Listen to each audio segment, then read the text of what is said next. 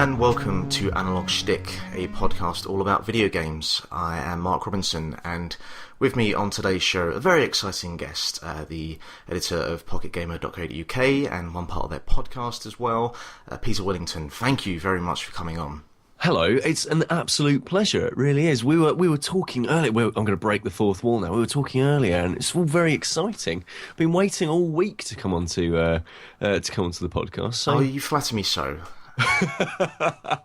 Well, yeah. So, yes, very much. It's good to kind of get out there and be on a different podcast and talk to somebody new, because I get bored of James Gilmore. So how can you get bored of him? He's a lovely man. He is a lovely man, but actually, I was just saving. Saving Keith's embarrassment. It's really just Keith I get bored of. But yes. So yeah, it's good to be on the show.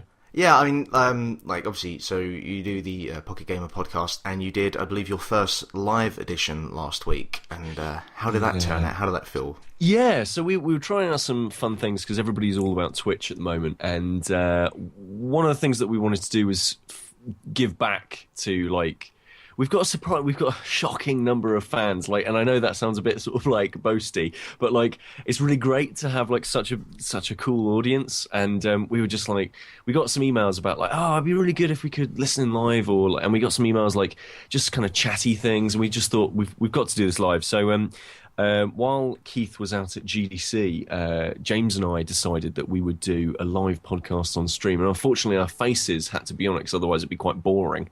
I think we shocked quite a few people with James's face, because there's this idea about the theatre of the mind when you listen to podcasts, and you create images of who you're listening to, because the brain can't figure that stuff out for itself. It has to have something to hold on to, and I get the feeling, we shocked a whole bunch of people with our terrible faces. Come on, in the world of video game journalism, whatnot, it's not a bad face. There are worse out there. I mean, we are hotties, and yes, by video game journalism standards, of course. Well, absolutely, exactly. I was going to say, present company excluded. Yeah. There are some, there are some terrible looking people, but they're all lovely. So I imagine that's sort of after 5 to 10 years of actually working in video game journalism. It just grinds. Yeah. Anyway, moving on swiftly from that. Video games. It's been a while since I've actually done one of these to talk about stuff like that. So I'm actually going to let you take the floor and let me know what you've been playing and if you like it or not. Okay. Let's go with the one that's totally the most current, super top end, hardcore video games journalist that I am. I've been playing the original Mass Effect. Okay. All right, which is basically, I kind of missed out on it. I only got a 360 a couple of years ago. Simply because I've kind of always gravitated a little bit more towards PlayStation, not through any sort of feeling of I just love those consoles or whatever. Like, I just tend to find that every generation I end up kind of liking their games a little bit more. So I kind of missed out on Mass Effect, and when Mass Effect 2 came out on PS3, I just thought, well, I can't do that, can't go straight in. So I got a 360 for Mass Effect, and I'm only really just getting around to playing it. Do you know, that game has got a lot of problems when you look back on it? Have you played it? It was a couple of years ago. I did play about 2 to 3 hours of the first one, and it really turned me off from wanting to finish it or play the other two. So one half of this podcast I do it with Russ Morris. He really likes the Mass Effect series, and I had a couple of people try to explain to me, oh no, 2 and 3 they have a few different mechanics and they do things differently that are better and stuff, and the first one is the worst out of the 3. But I really didn't like the general combat of the first one, and I didn't feel compelled enough to finish it or to sort of venture into the other ones. Yeah, so absolutely. My partner, who also works in the games industry, she is a huge BioWare fan. Like, she's played everything. Real hardcore silly nerd. And I'm sure she'll love that. I'm sure she will. She'll kill me when she hears this, but that's fine. She was telling me that she said, "Oh, where have you got to?" Because I got really frustrated with the game as well, actually, about 3 or 4 hours in, coincidentally. And I was dying and dying and dying in all the combat, and I was absolutely hating it.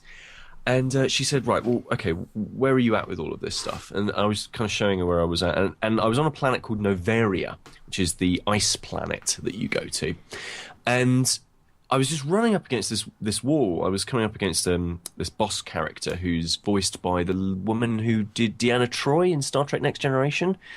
I can't remember her name, unfortunately. Anyway, so I was running up against this boss and just dying and dying and dying, and it was an awful experience. And she said, "Okay, right, the thing you need to know is that you need to just bash that difficulty down to easy, because the AI in this is atrocious."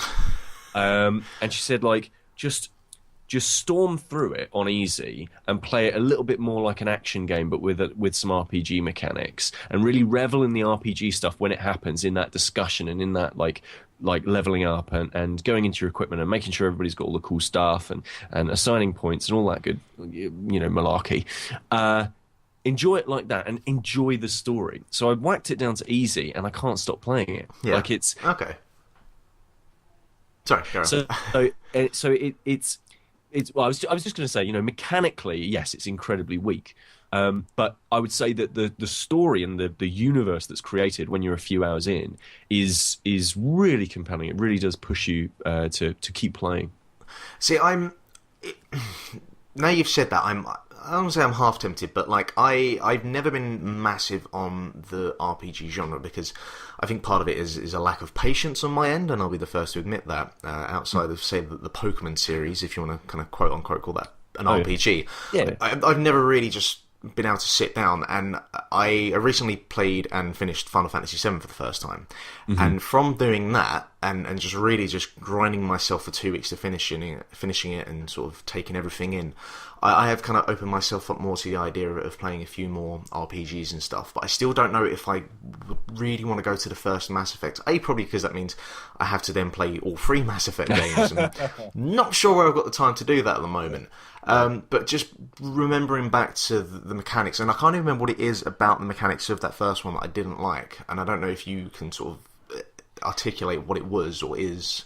So I think it tries to be it sort of insinuates a lot of times that this is, it's a cover-based shooter with RPG mechanics. There's a lot of, okay, you need to run and duck into cover and get behind these things because it'll be harder to hit, and you need to zoom in and onto these enemies and it'll give you a better chance of hitting and all that sort of thing. But actually, those mechanics are really weak. It's really tough to stick onto a wall and creep round the side and actually stealth, because the AI is so balked.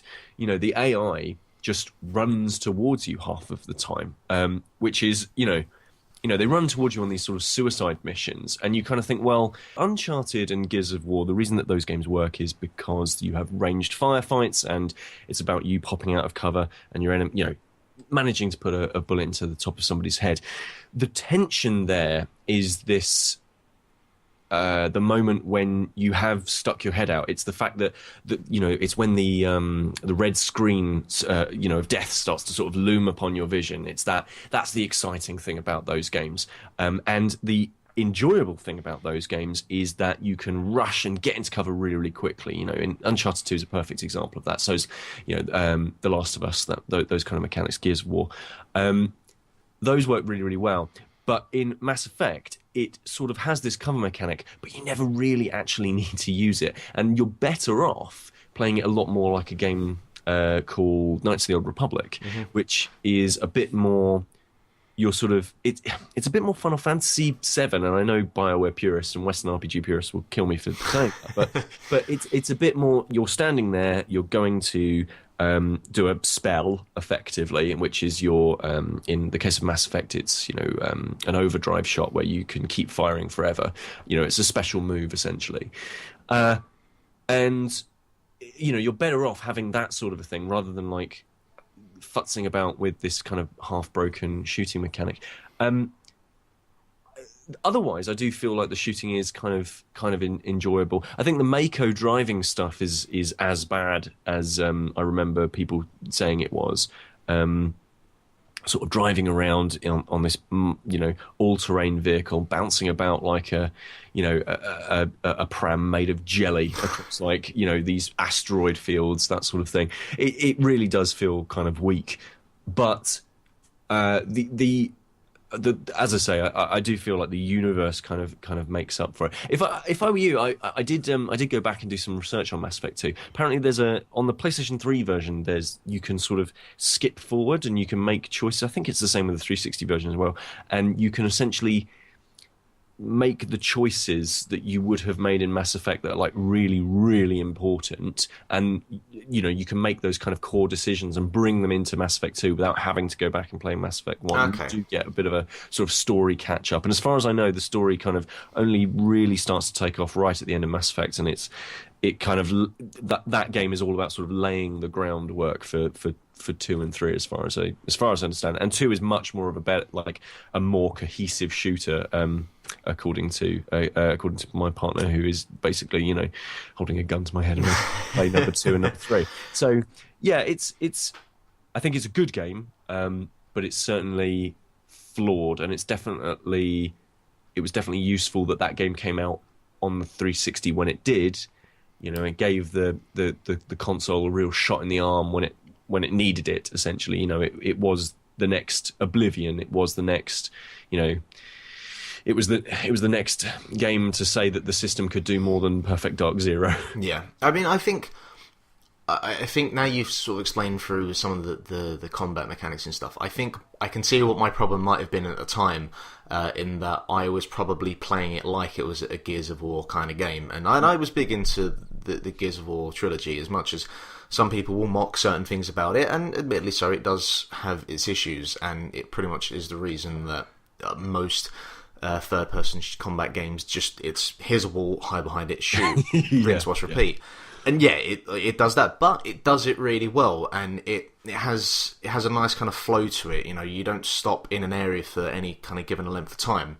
And I think my problem must have been, thinking back, is I was probably playing the Mass Effects like I was trying to play Gears of War, and it's not to be played in that way. So I might go back and look at it again. I might.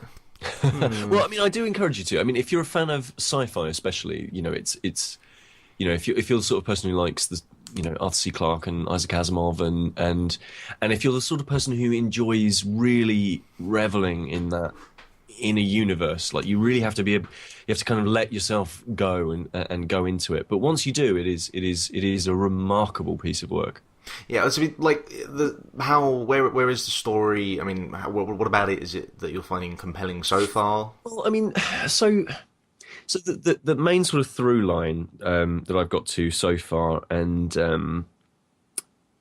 spoilers if you're planning on playing it, I suppose. Well, if you're worrying about spoilers, I'll try and keep it as vague as possible. Basically, there's you get called out to these planets, and there's kind of disturbances, and all the while, this one alien has taken it upon himself to get involved with this technology that's kind of ancient, and he doesn't really understand, and nobody really understands.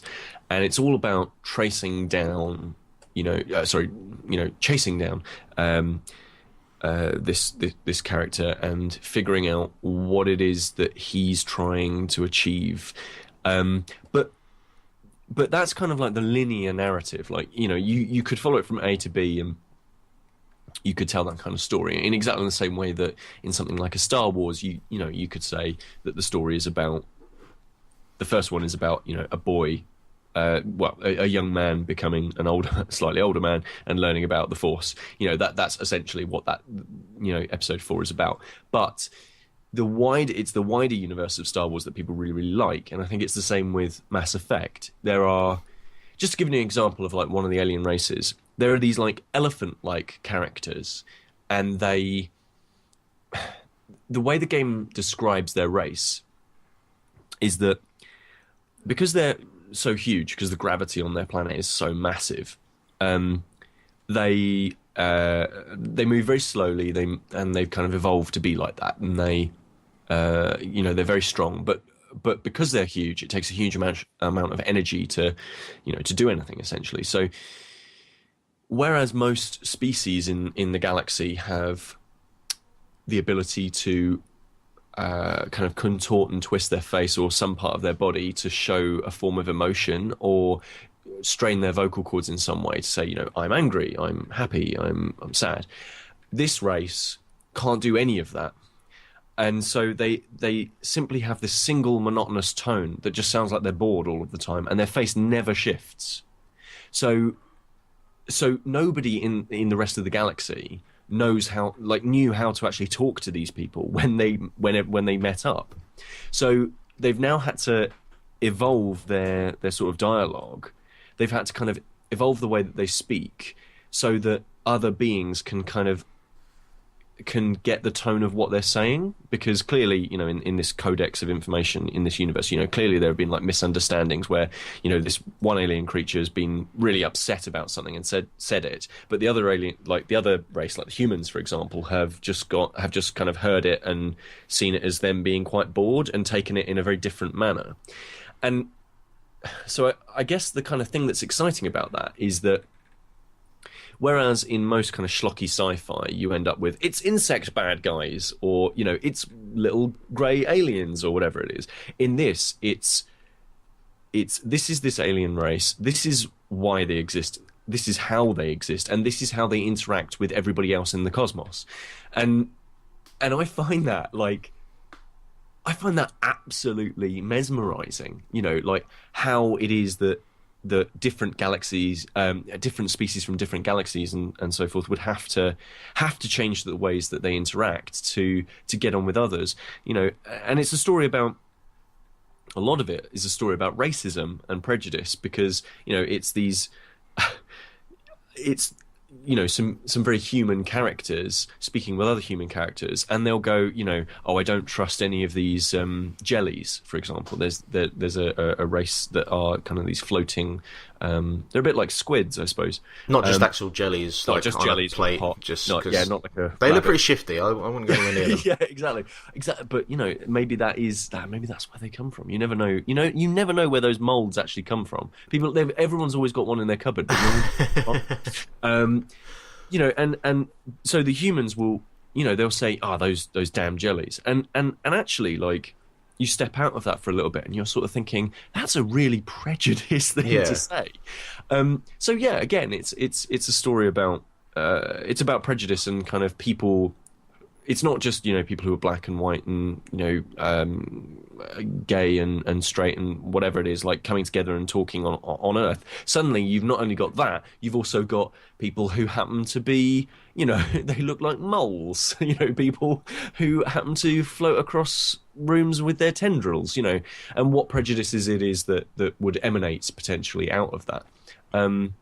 Yeah, so like I say, it's really easy to get steeped in this kind of stuff, and while the main story itself is quite interesting, it's really the wider universe that I think is the thing to be celebrated. Cool. Okay, I'm more convinced than I was the last time I thought about Mass Effect, which, to be fair, was a while ago now. But okay, cool. I have been playing a lot of Luftrausers, if that is the correct pronunciation of it. I'm going to go with that. The latest piece of gaming work by Vlambeer, who are famous for Super Great Box and Ridiculous Fishing, although I'm sure you already knew that. And I think, out of those three games, I do think it's the weakest of the three, but not in a way that I'm saying it's a bad game, because I think it's a bloody fantastic game. But I got super addicted to both Super Great Box and Ridiculous Fishing. Super Great Box has just this really simple flow to it, in that the challenge is keeping up a level of being able to, right, get the crate, use that weapon, kill the bad guy, make sure the bad guy doesn't fall through the hole, and then becomes even tougher to kill. And it's constantly changing in the tactics you need to use, because you're constantly getting different weapons, and those weapons work in different ways, and I got really addicted to that, and also because I had some friends who were better than me and I couldn't deal with that, and I needed to be better than them, and that's just how video games works in general. Yeah.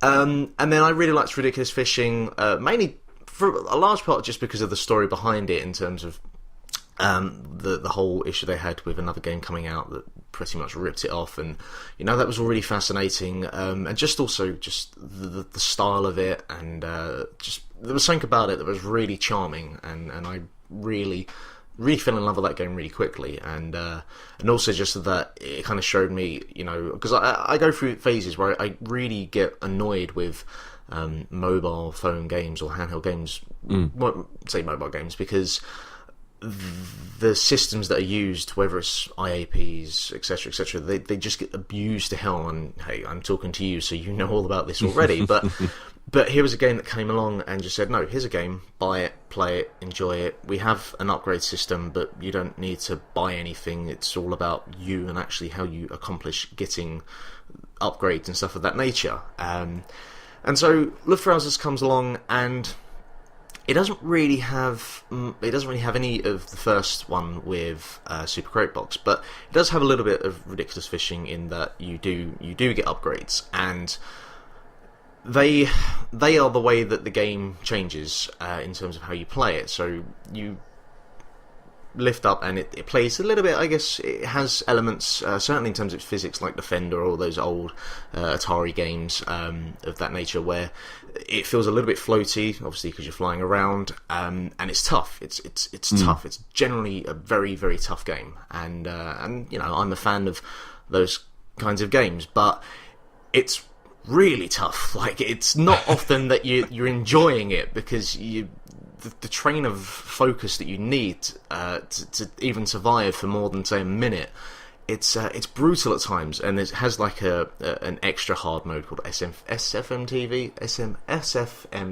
I believe is what it is. Okay. That's what the cool kids are saying these days, and it's just within 10 seconds you're like, no, this is not for me. I'm just pass it on to someone else. You play Ikaruga, so you might like this. Go, but it's still.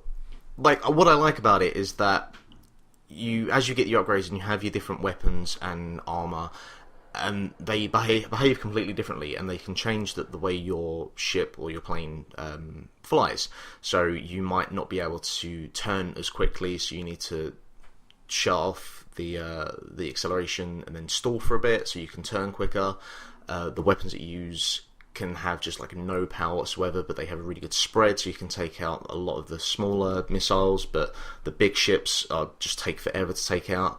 The armor can be changed so you can go underwater and take no damage, but you're really susceptible when you're in the air. And so you're constantly trying to find something that works for you, but I think my problem I have is there's no real sweet spot, which perhaps is the point, that there isn't a sweet spot, because then everyone would use that particular setup. And I think it works in a way that the achievements and that you're chasing after, so kill 60 ships in a single game, or when you've got a max cook, you have to get, for every enemy you kill, you get a combo, or it links up until you get to 20, and then it goes in, it's maxed out, and you have to keep that up, otherwise that combo disappears pretty quickly. It's pretty unforgiving to the amount of time you have to try and keep your combo up, and so you need to try and get the combo up, and then you need to kill like the big battleships, or you have like the big blimp that appears in the air, and it's just it gets to the point that it seems like such a insurmountable task that cannot be achieved, that you just think, I'm just going to put this away and I'm going to play or watch My Little Pony and just accept my place in this universe that I am not. But that's right. I mean, like, I think you're absolutely right. Like, some people, and the funny thing that I'm sort of coming to realise at the moment is not all games are made for all people. Like, we can all very easily sort of say, I can sit down and say, oh, you should go and play Mass Effect, or I should say, oh, you can go and play Death Smiles because it's fantastic and all this sort of thing. But actually, we each interact with and get something different from each game. And like, it sounds like you're the kind of person who isn't really interested in like high score chasing. No, see, that's the thing. I really am, and this is the first time I've played a game where it's not clicked with me in that kind of way. Like, I'm playing Freeze at the moment, and I'm completely addicted with that as well, and trying to beat my score. Or if I'm playing a game where something like Trials, where I'm trying to beat someone else's time. I do love that kind of game, but I just think it's I'm not really sure what it is, but It's maybe not just mechanically not clicking with you. No, or... it clicks. It's really difficult. I can't find an easier way, a better way of putting it than it's just a really fucking hard game. Yeah, I mean, maybe that's it. I mean, I think it's just that. I'm ashamed of myself as a video gamer. Oh. No, I mean, I played which one was it? Dodonpachi Resurrection, because I played Death Smiles and I loved it. Death Smiles is like one of my favourite games. I can't get enough of that game. I think it's this cave shmup, right? And like, it's all about bullet hell, and it's weirdly it's about and this genuinely is not my cup of tea, but it's got these sort of cute little lady witches, and they fly about on their broomsticks and they shoot things, that sort of thing. It's very, very Japanese anime style kind of a thing. Yeah. It's right in Cave's wheelhouse, and I loved that, and I thought it was brilliant, despite its visuals and despite all like the fact that I'm not like a brilliant gamer. I'm not fantastic at playing games all of the time, you know. And I thought, oh, fantastic! And they brought out Dodonpachi Resurrection, and they brought out Akai Katana. And this is Rising Star Games, and they brought them out on 360. And I thought to myself, oh, I'll go and grab those. And I don't get on with them. I can't get on with them at all. And yet they're just as hard as Death Smiles, if not maybe a little bit harder. You know, the aesthetic is way more appealing. The Akai Katana one is so much more appealing to me. I just can't get on with it, and it baffles me and it saddens me, because I would love to like Akai Katana, because I love Death Smiles. But I guess there are just some games where you just go, I can see objectively why you are good, Yeah. but I'm not entertained by you, you know. Yeah, I think it's just seeing as well, and I'm seeing this with Freeze as well, seeing some of the scores that other people have, and that to a certain degree is putting me off, knowing I'm unless I sit down and play this for a week straight, and my life does not exist other than for this sole purpose, I am never ever going to get to that score. And your brain goes through the emotions of anger and sadness, and then you just get to just despair, and you think, you know what, it's not worth it, let's just play something else. And what's keeping me playing it still is that it has that retro aesthetic to it in terms of its visuals. It has that sepia tone. It looks like a highly evolved Game Boy game, and I'm a sucker for that, I'll be the first to admit. And it has a really, really nice audio soundtrack to it. It's just, which Vlambeer games always tend to do. But I think its challenges go so far beyond what I deem, I'm not going to say acceptable, but just reasonable.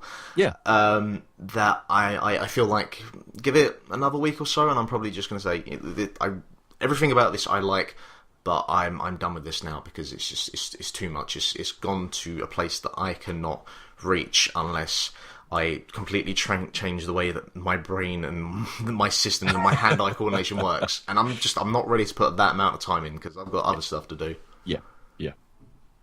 So Luftrausers, really good. Just it's a bastard. It's a bastard. Put that on the front of their box. What else have you been playing, Peter? Okay, well, this is probably the only other outlet on the internet that's talking about this at the moment. So Pocket Gamer's covered it, and yeah, I guess now we'll talk about it on the podcast. Avoid Droid is the hot new Vita game to look for. How hot are we talking? We are talking. So it's imagine a bullet hell shooter like Dodonpachi Resurrection, but easier. So a bit more like R-Type, maybe. Mm-hmm. Only you can't fire any bullets. It's all single screen. It's all handled by some of the best tilt controls I've ever experienced in any video game on any platform. And it's also crossed with some of the mechanics of Burnout 3. I was not expecting that game to be name dropped, so I'm going to ask you to explain yourself in this one. Okay, so it's essentially, imagine that you are a small little avatar, a little, funnily enough, a little blue guy. I think actually you can get a little, you can design your own little character. Cool. And the art style is very much reminiscent of Taito in the 80s. It's Bubble Bobble, it's Rainbow Islands. It's that sort of cheery, cutesy on a, bright colours on a black background. But it's also got a bit of that Space Invaders Extreme, Infinity Gene, that sort of thing.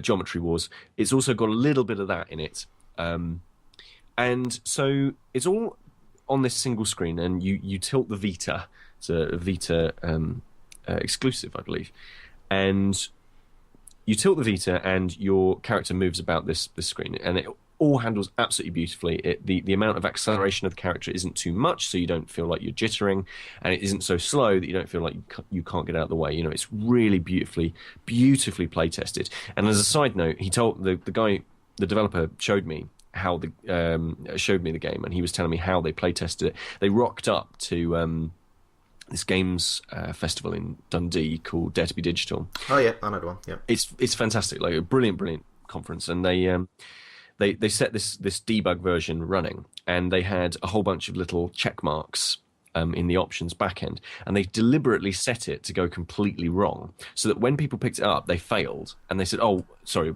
what happened there?" And they said, "Oh, well, I moved too fast, or I moved too slow," and they crowdsourced their Q&A essentially.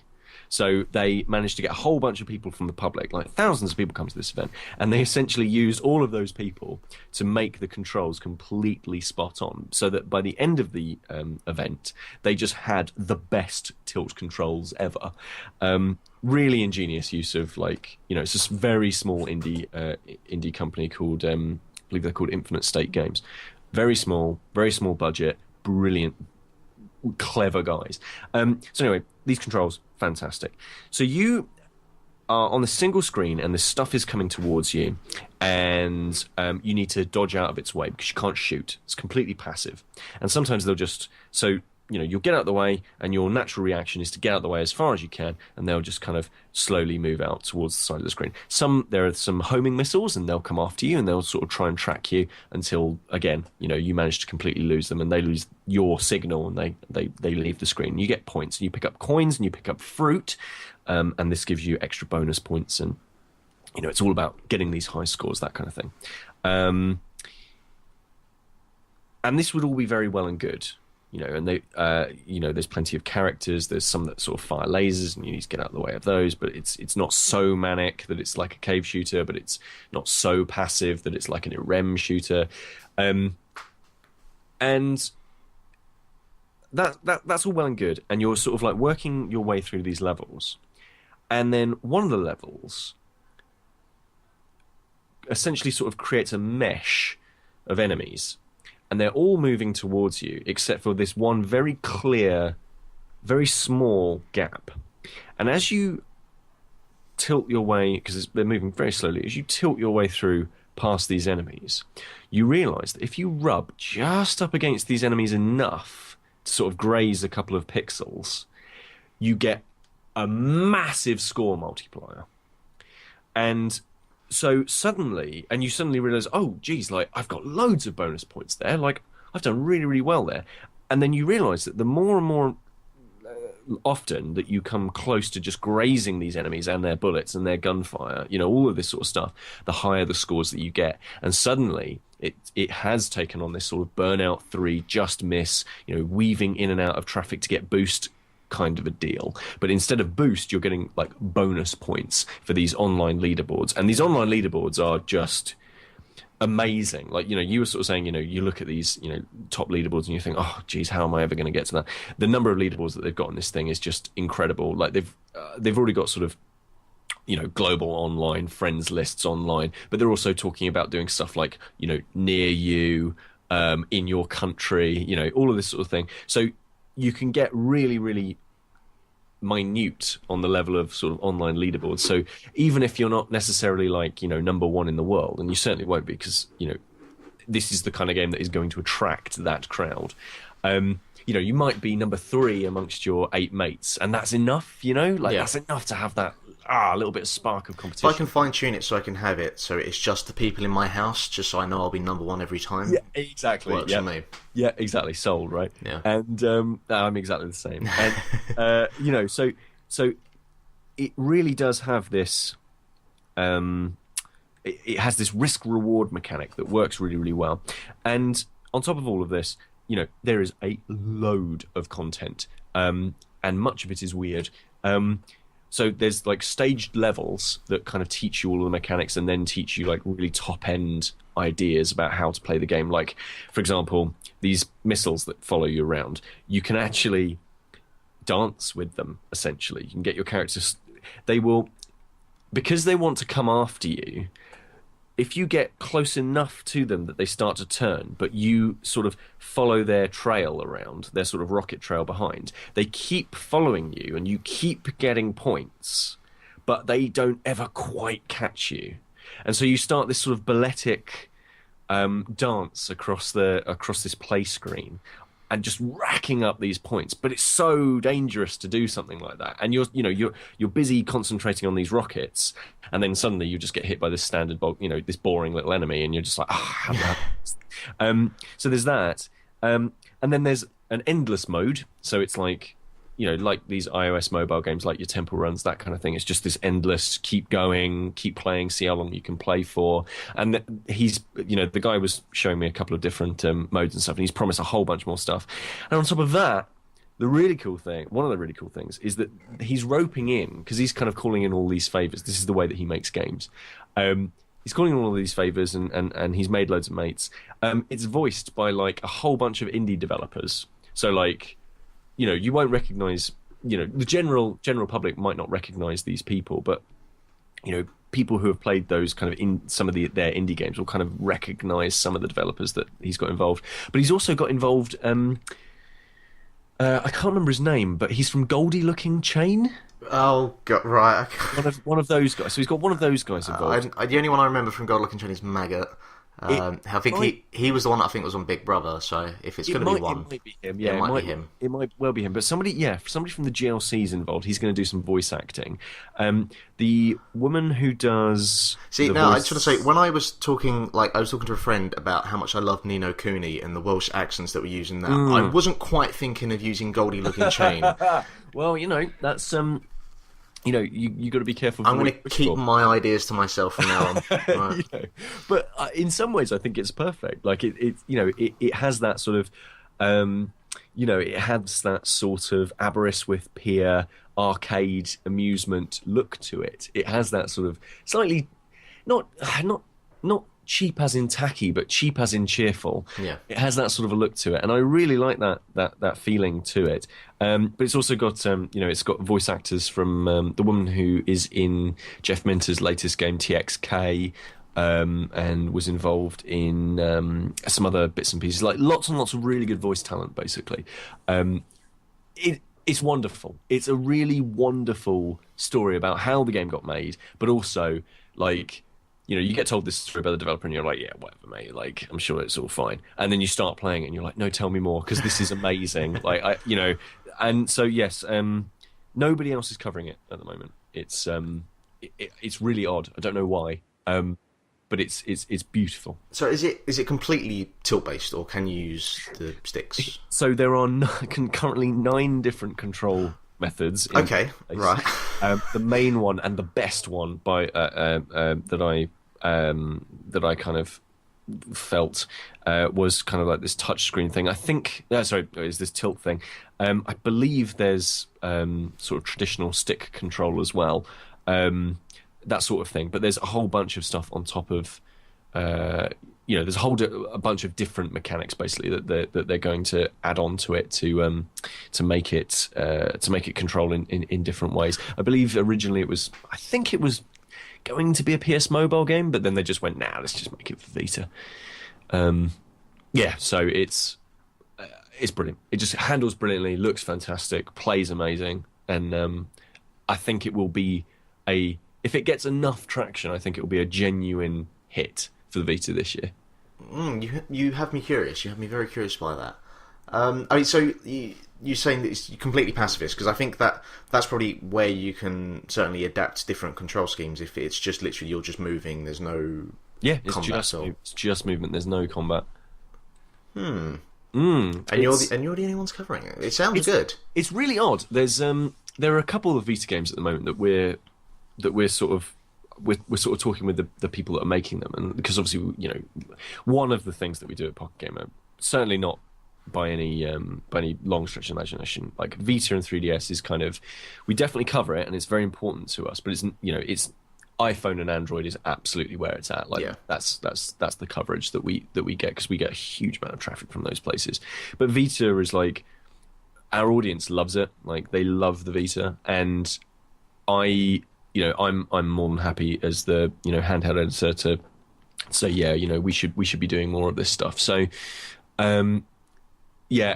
there are a couple of games at the moment that are coming, that are sort of bubbling under, and they're just about to sort of start hitting up the press, and they are amazing. Like they are these. There's two more that are basically like small arcade games that you kind of keep playing, and they're very like rinse and repeat, keep playing, very quick restart kind of games, but with beautiful art styles and just absolutely spot on controls. There's a couple of those this year, and when they come out of the woodwork, like I really genuinely do believe that they are going to hit really hard. Do you think though, and I guess you're probably the person to talk about this kind of stuff, like do you feel that where we have the floodgates are starting to open, certainly for the PS Vita, and it's by no means a bad thing, and it's wonderful to see Sony doing what they are doing with independent developers, but do you feel like you get with iPhone and Android platforms that it will get to the point where there will be games that you just wish would see get the notoriety that it deserves, but it gets flooded underneath all of this other stuff that's coming out as well?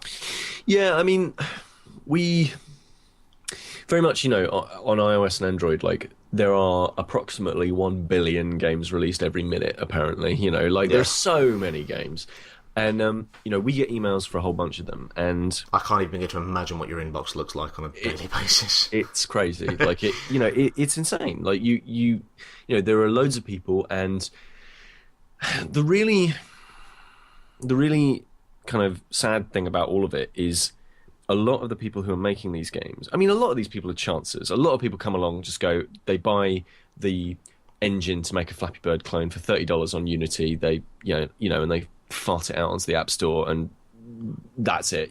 Some of these people are chancers, absolutely, but some of these people are in iOS and Android development, and Vita now increasingly development, and they're doing it as independents, and they want to do it because A, they can't get onto like huge consoles, B, they probably don't want to be on huge consoles, and C, they want to be on something that feels like a dedicated machine. Like, I love PC gaming, love it, but it is a very different experience to sitting down with a controller and console. I'm sure Steambox will do all sorts of things to rectify that, but sometimes you just want to play a console, right?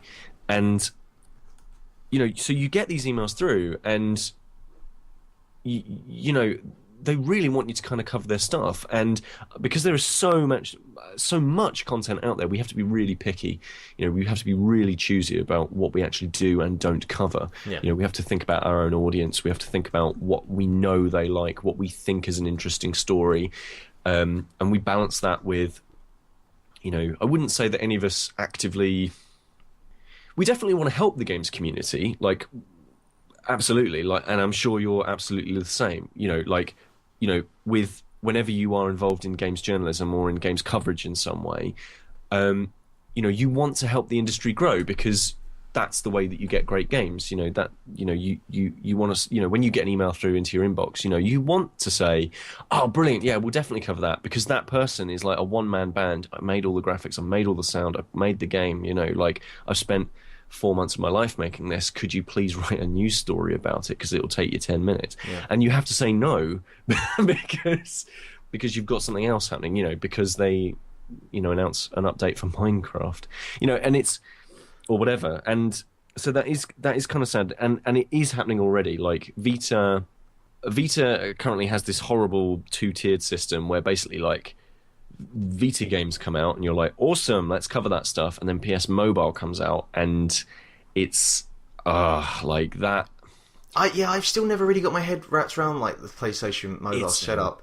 It's like, do you remember Minis, PSP Minis? Yeah, even to a certain degree, like the Xbox Live Arcade, the indie part of that setup. It's hidden there in the background, and I mean, I was doing some stuff for a video game blog site that was specifically on indie games, and most of the stuff that they got, which was on any of the consoles, was from the Xbox Live Indie Arcade part of the marketplace. And I know, and I feel bad for saying it, but it's like I would never ever even think to look in that part of the marketplace unless I was specifically being told, right, that's the game you're going to look for, go and get it. Yeah, exactly. And like that's the thing, right? Like that's because all of those marketplaces, PS Mobile definitely, but like, and 100% like, you know, XBLIG, those marketplaces are terrible. Yeah. Like they are just filled with rubbish, and somehow the rubbish just floats to the top. And like I say, I don't know how that happens, but it does. And it means that whenever somebody comes to you with, because when I still do a bit of freelance, but I used to be a proper freelancer, and like, you know, whenever somebody would come to me with a game on XBLIG or a minis release maybe, or you know, something along those lines, you know, you instantly think to yourself, this is probably not going to be very good. Like, and it's sad that you have to think, because there's some great games on, like, PS Mobile has got Console Saga. You know, like, it's got that. It's got Rund Capsule. It's got loads of fantastic games. But unfortunately, it's also got some proper dross. But who's going to be the person who's just going to look through that and just pick one? Yeah, I mean, exactly. because the thing is as well is... I'm trying to remember what the name it was. I was asked to do one specific game on the indie marketplace, and the cover of it looked pretty interesting. It had that kind of. Do you remember the cartoon Home Movies? Yeah. Oh, that was fantastic. It had that sort of art style lit on the front of it, and I was like, okay, cool. this looks pretty cool. I'm going to go with this. And it was generally, and I know I am prone to hyperbole, I'll be the first to admit it, but it was generally the worst game I've ever played in my life. Amazing. But it did have a really cool puzzle mechanic implemented into the game. It was just surrounded by the absolute worst platforming I've ever... There's no words to describe it. But, you know, who's going to be that person who is not associated in any way with, you know, doing this because they want to review the games? They just want to... Who is the person who actively just goes onto the PlayStation Mobile site or whatever and just scrolls through and goes, yeah, I'll try that, Yeah, absolutely. Because I think as well, if you're that kind of person, you're probably doing that sort of thing on your iOS or Android device, and it's a lot more easy, a lot more convenient, and usually a little less expensive or more cheaper. Yeah, absolutely. And the thing with iOS is you end up with... The App Store is notoriously bad at highlighting good content, which is good for us because it means that we get to keep our jobs, essentially. You know, it's really important for Pocket Gamer to be seen as and you know, all of the other sort of websites that are kind of owned by Steel, which is our sort of parent company, so AppSpy, 148 Apps, and those kind of places, Android Rundown. It's really important for us to be seen as curators of that content. Like we want to be the people who are like, no, don't go and play Splashy Fish. That's not the thing that you want to play. Like you either want to play Flappy Bird because that is the game, like that's the zeitgeist, or you want to actually go and play something really, really different and really, really cool. You want to go and play, you know, something like you want to go and play Real Racing 3 because you want to go and see how IAPs should be done, or you want to go and play Clash of Clans because, you know, that is zeitgeisty as well. That is, you know, it's, you know, part of the conversation. You know, you want to go and play your Device Sixes, your The Rooms, your, you know, Tiny Towers. You want to go and play all of these games. You don't want to go and play this awful thing that somehow has managed to get to the top of the iTunes charts through. I wouldn't want to suggest it is definitely Splashy Fish that is doing this, but some games, you know, are boosting their own rankings within the stores. Yeah. And I mean, you know, and and it's not just small developers that do that at all, not by a long stretch. The stories I've heard, but like you know, that's kind of what Pocket Gamer and all of our other sites, that is kind of what we're about. We're about like curating that App Store experience so that you know, hopefully the good emails come through to us. You know, those good games come through to us. They can create those emails that, you know, grab our attention and say, no, listen, God, this is why you need to listen to me and play my game. And then hopefully we play it and we run with it. There was a great game, Impossible Road. Oh, I love that game. So it was absolutely, like, brilliant, right? Like, fantastic. We knew about that game, like, months before it came out. We were all over it. We previewed it. We were just, like, shouting it from the rooftops. I did this, I was the community manager at that time, and we did this brilliant GamerX thing, which is where we have a competition and our community get together and play video games, and they try and sort of compete with one another. You know, we did that. We did all sorts of stuff, interviews, tips, guides, all that great stuff. And because we did that, and a couple of other sites as well sort of went, oh, right, yeah, we should be covering that as well. You know, Apple starts to take notice. You know, these places do start to take notice, and they go, they highlighted it in the App Store. And I spoke to the guy who made the game the other day, and he's thrilled. Like, he's thrilled with the coverage because, you know, he gets into these places, he gets onto these blogs. Apple go, they take notice and they highlight it and they go, this is actually what people should play. Because Apple have a problem curating their content as well. You know, you know, the number of games that come through them, they do not play every single one. No, you know, that's an impossible, thankless task to try and do something like that.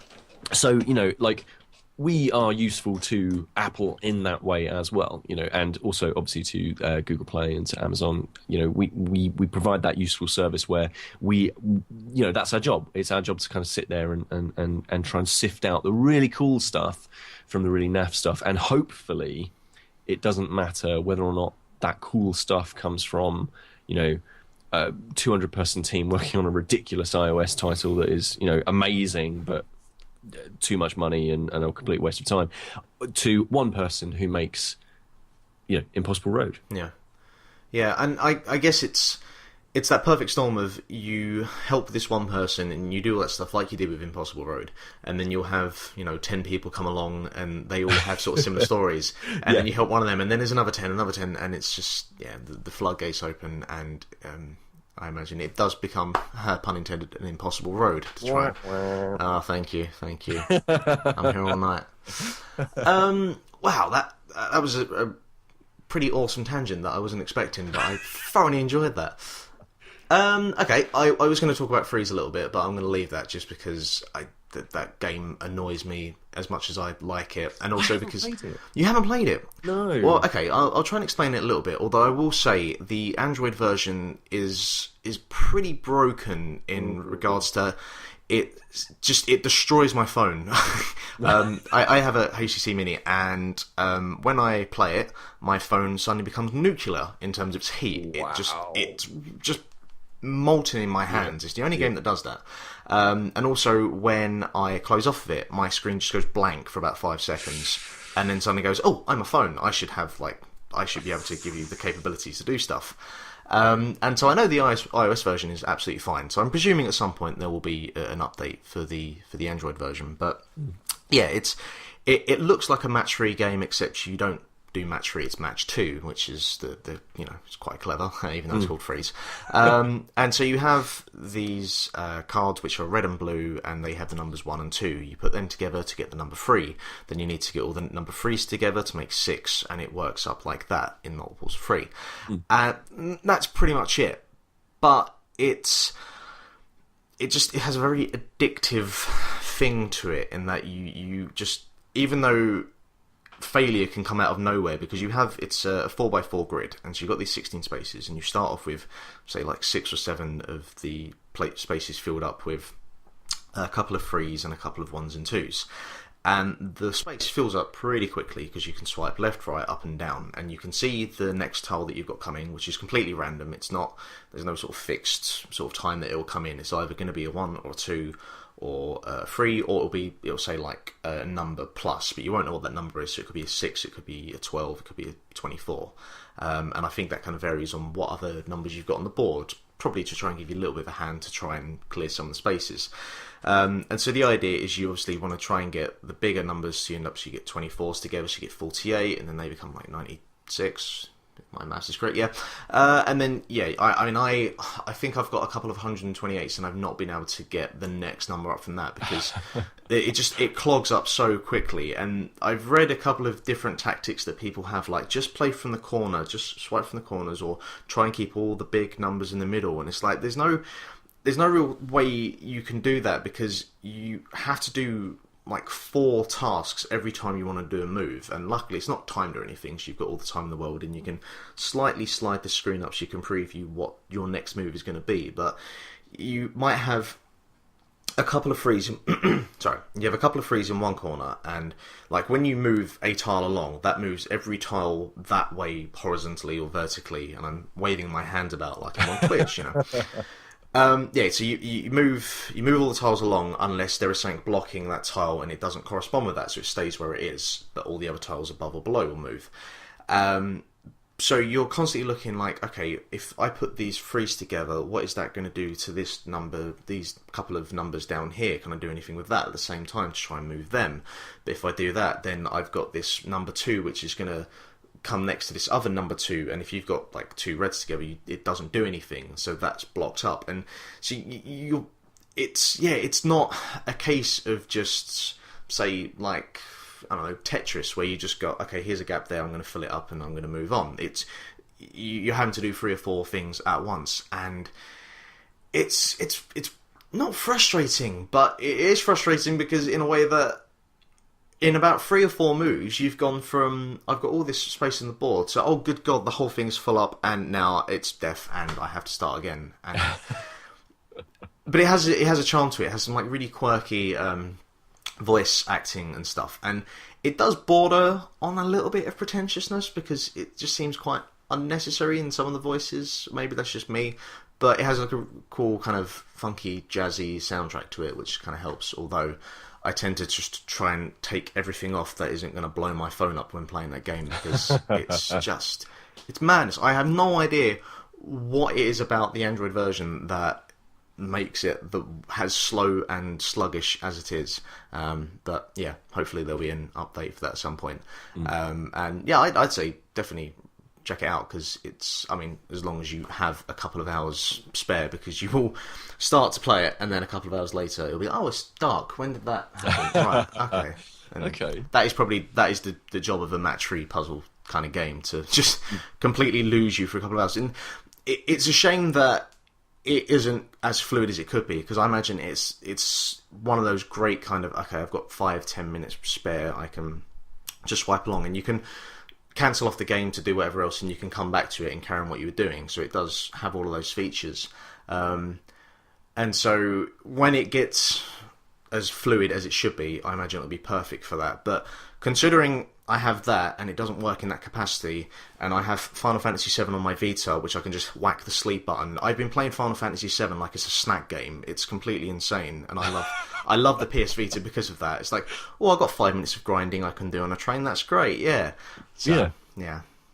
Okay, do you know what? I hadn't actually considered playing that game that way, because I bought Final Fantasy VII for the first time, rather embarrassingly, about 6 months ago, because I've never played it. Hey, my hand is up in the air, and I'm exactly the same. So you know. Well, and it's a terrible story. I've told it on the podcast once before, and it's a horrible story. When it came out on PS1, my friend lent it to me, and it was 4 discs. And when I played it, I got all the way up to the end of the first disc, and there's a scene at the end of the first disc that is very, very famous in Final Fantasy VII. And just as that strike was making contact, the game started to skip on the animation, and this was back in, you know, the day when games like you just couldn't, like, they didn't think that skipping a cutscene was a thing that you would want to do. So you couldn't press start to skip the cutscene. So the game was, doing this odd sort of animation, jerky, stilted thing, and then it got literally just before the blades made contact, and froze completely. And it happened every single time that I tried to do it. So I never got off of the first disc. I never saw this amazing moment. One of the most incredible moments in modern video games. I never saw it happen because it was right there, and I was absolutely furious. So I bought the PC version the other day, and I still haven't played it because it's Steam, and therefore it's out of sight, out of mind. Yeah. But that's a really good idea about like snacking on a game like that. It is. It's crazy, and I'll put it on sleep mode, and then I won't even think about it for 3 days.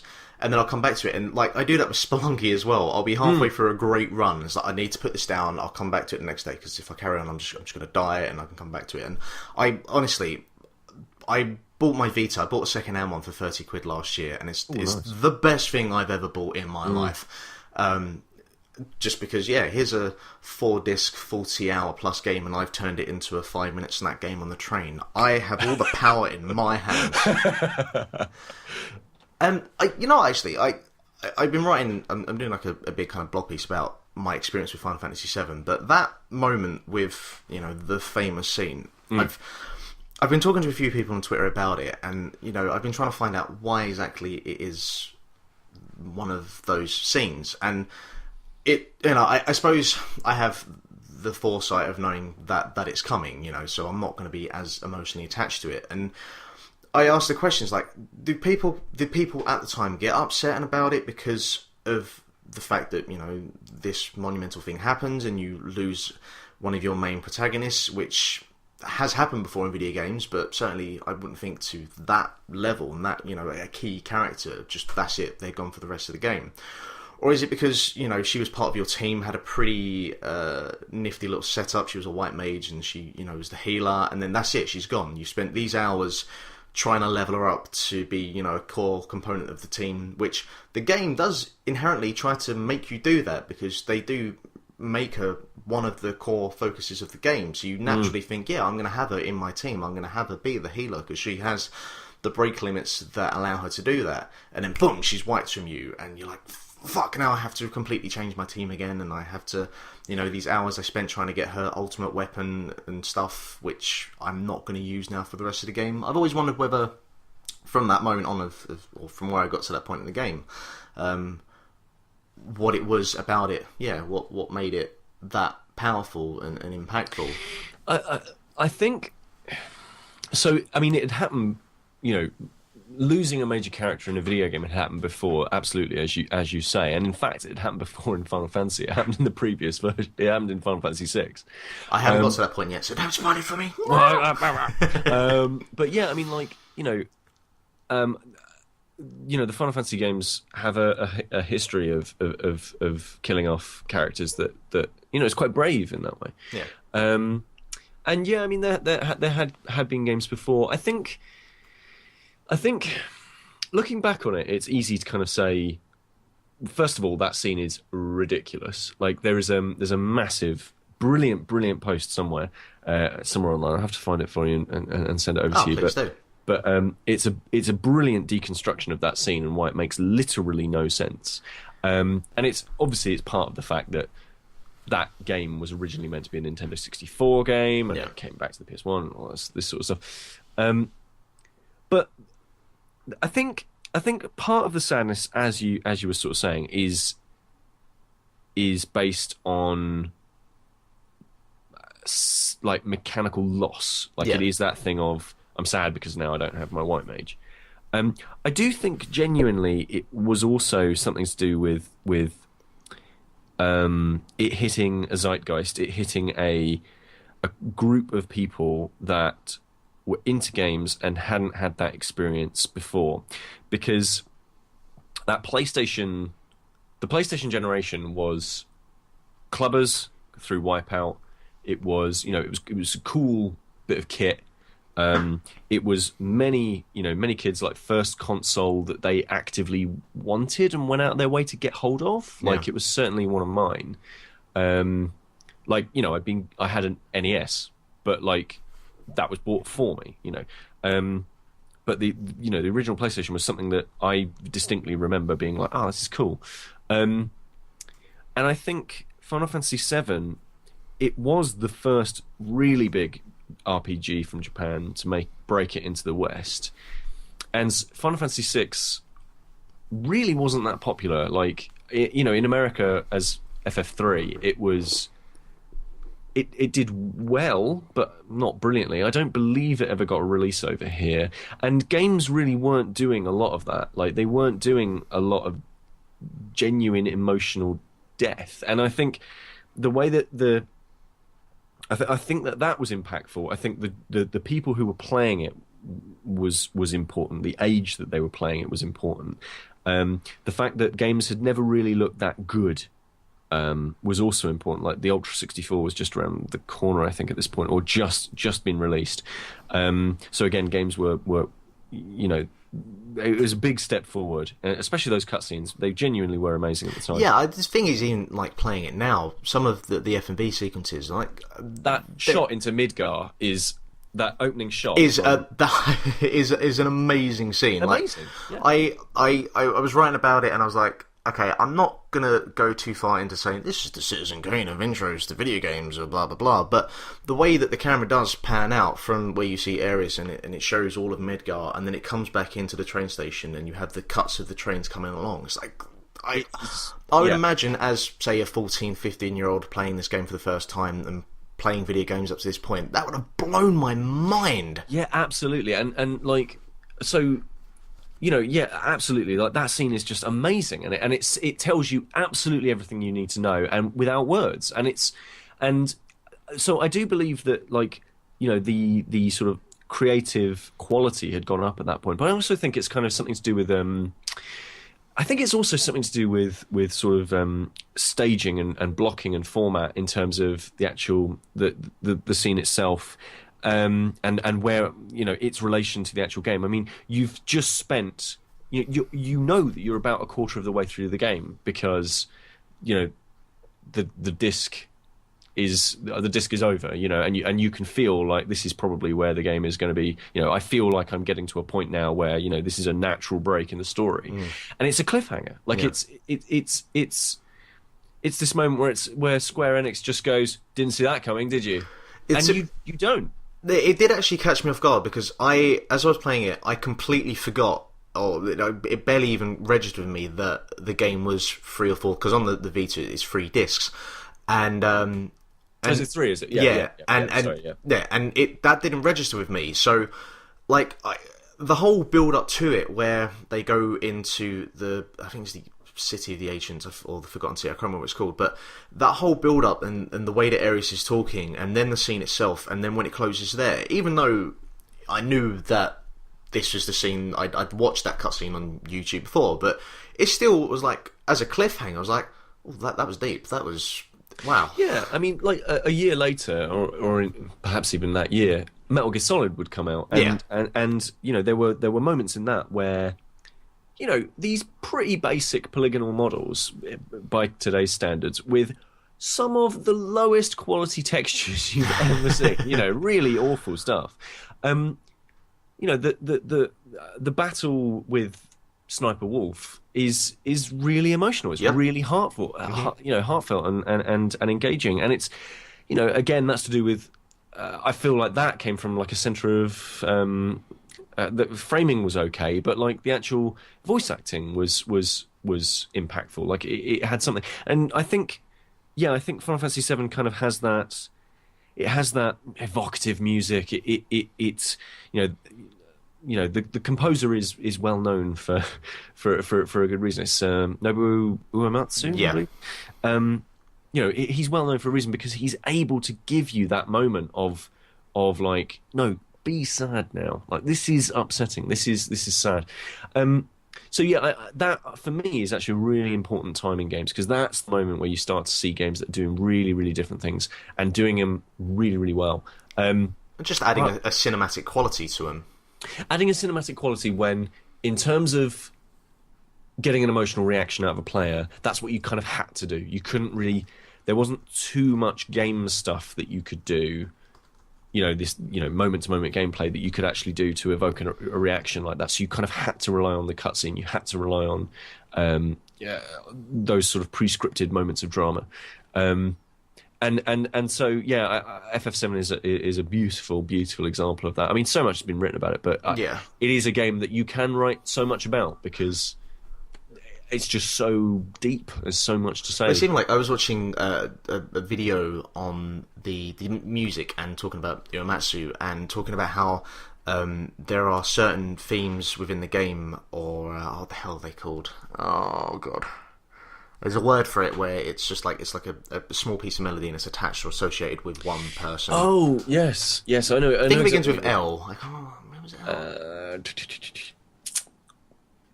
L? I know exactly what you mean. Like it's attached to a character or an emotion or a feeling or and they had they were talking about like certain parts there. For example, the Shinra, they have like a simple rising melodic minor scale, and it's only like 4 notes.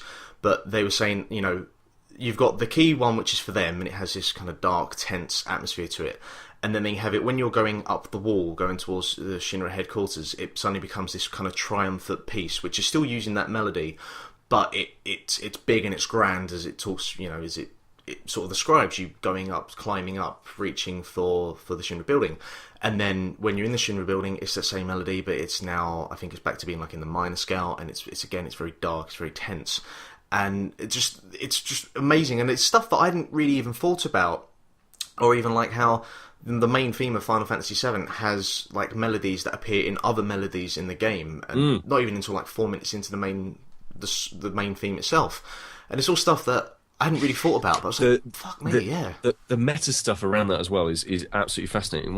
When you've played a whole bunch of Final Fantasy games, you start to realise that actually not only are there recurring themes within the games themselves, there are recurring themes throughout the entire series, and they mean certain things. So the that that sort of like upscale and then downscale it's meant to, it is this, you're about to begin a quest, and it's in basically every single game, and it's meant to kind of evoke this sort of feeling of anticipation. But the games themselves, most obvious example being, Biggs and Wedge and the Chocobos and Moogles and all that sort of thing. They all have themes as well. And even though it's a very fragmented series, especially, it's spin-offs and all this sort of thing, and being on different planets and not having actual sequels and all that sort of thing, even though it's so fragmented, all of the games, you can tell that they are Final Fantasy games. They all have this sheen of Final Fantasy about them. They are, they're mechanically quite similar to a lot of other games, a lot of pretenders that would come out afterwards, but they're wildly different to Dragon Quest or a Pokemon, or and so you can understand why these sort of JRPG diehards are kind of like, when you start comparing like Final Fantasy to other games, especially Dragon Quest, you can understand why they're so vicious to kind of like go, no, it's nothing like it, because you do get these recurring ideas and themes and concepts in these games that make them Final Fantasy games. God, now I want to go and play the Final Fantasy games. Yeah, sorry about that. I've got Mass Effect. Like, sorry. Yeah, no, I mean, the thing is, I always had this kind of big conversation with a few of my closest friends, and I was the one that loved Legend of Zelda. They were the ones that loved the Final Fantasy series, and we butted heads over it. They were like, no, Final Fantasy 7 and Final Fantasy 8 are the greatest games ever. And I'm like, no, Majora's Mask is the greatest game of all time. And so we would butt heads about that. And it took me till now, and I did try and play a bit of Final Fantasy 7 last year, and I got up to Costa del Sol, and then I just stopped. I just went away, I did something else. I tried playing Final Fantasy 6. I think I've started that game about 45 times. Yeah. But this is the one that I'm focused on. I'm going to finish it because I've now broken the seal. I've now, I've done an RPG. I am a conqueror of RPGs. I can carry on doing it. But yeah, it's been nice to finally get in there and see what the big deal was about. And yeah, I mean, that scene is amazing. Other than when Ares is lying there in Cloud's hands, and you've gone from that really amazing looking FMV to these ridiculous looking Lego creature models. Yeah. And you got Sephiroth kind of waving his sword around looking ridiculous, and the translation, which is quite bad, let's be honest. Yeah. And I'm like, there is an emotion here, and it is powerful, but fuck, this looks ridiculous as well. And, this is why, and I'm a genuine believer that this is the case. Square Enix absolutely has got a big red button, and it is behind a glass cabinet, and it says "break in case of financial emergency," and it on the red button it just says Final Fantasy VII. Yeah, I think the whole reason they've remastered Final Fantasy X and 10 Part 2 is it's a massive troll job. Oh yeah, without a shadow of a doubt. And it's, you can tell because they spent a little bit of time on Final Fantasy X and X-2. Like, they didn't do too much work, but they did enough to keep it they did enough to keep it the same, but made sort of improvements enough to make it feel new. And at the same time, they were faffing about with Final Fantasy VI on iOS and changing the art completely, and mucking about with the translation and stuff. And you notice that Final Fantasy X-2 and 10 are the ones that are getting all the critical praise, and Final Fantasy VI is a bit sort of like tepid. The response from the fans have been, and I do genuinely believe that they are at the moment like testing the waters and thinking, right, okay, so we definitely want to do a Final Fantasy VII re-release, because that's going to be really easy on mobile phones, like that, super easy.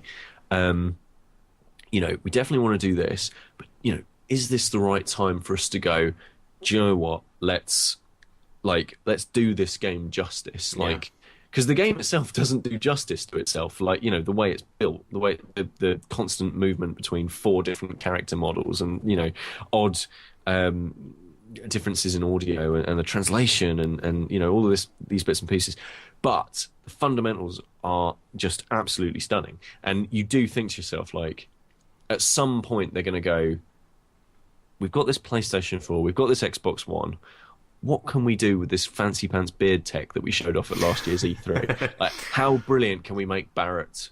How big and chunky can we make him? How all this sort of stuff, how good can we make Ares' hair? Look, they've got the technology. We've seen what they've done with Lara Croft. They can do anything. They can do anything. And you know what, actually, as well, thinking about it, it really struck me the sort of similarities between Tifa Lockhart and Lara Croft. And I've never really heard much about it. And how Tifa's like this really... She was like the most likeable character about that game, because she's awesome. Cloud is just an emotional wreck. Barrett has anger management issues. Sid there's some sort of housewife beating stuff going on there that I didn't want to go into. I don't even know what Kate Sif is supposed to be, and Vincent's just this moody, emo, goth vampire. And it's like, Tifa's the only one who's like, no, can we just go and save the world, Tifa's one of the great unsung female lead roles. She really is. Yeah. Although she's got some like distressingly large breast physics. At certain points as well. But, sort of small steps forward at the time. It's just pigeon steps. Yeah. That was a crazy tangent I weren't expecting. I will quickly finish off this podcast. This Friday or this weekend is Rezzed at the NEC Birmingham Arena, which I will be attending on the Friday. I don't know if you're going or you have any plans. I'm not. Oh, that's a shame. But I will.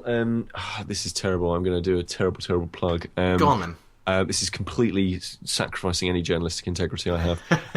My partner works in the games industry. She works for a company called Opposable, and they are showing off a game called Salvaged. It is... I can't really give an opinion on it, because that would be a genuine breach of games journalist and developer trust. But it is a game that I feel like people should go and check out. It is... if you're there, it's the first time it's being shown like publicly at Rezzed. First showing publicly. Well, I guess that's borderline emotional blackmail. I will have to go and have a look at it now. Absolutely, so that's absolutely. Fine. That's not a problem. So if you do see, and obviously we've got Pocket Gamer people there, so if you do see Mark or Harry, if Mark's there, I will go. And Danny as well, actually. I will probably go and harass Mark for a little bit. Please. Okay, well, thank you very much for coming on, Peter. This has been really, really good and enjoyable and fun, and other positive words of that nature. It's been an absolute pleasure talking with you. It's been really fascinating, like so many brilliant tangents. But I think that's perfect. I've learned I've learned so much about Final Fantasy, and I'm glad I'm sort of convinced you about Mass Effect. Well, I'll have to, if you'll have me back on, I'll have to come and see whether or not you. Hey, you are more than welcome to come back on any time you want. That would be a wonderful pleasure. Brilliant stuff. Awesome. Okay, well, I'm going to go and watch Manchester United probably get absolutely smashed now.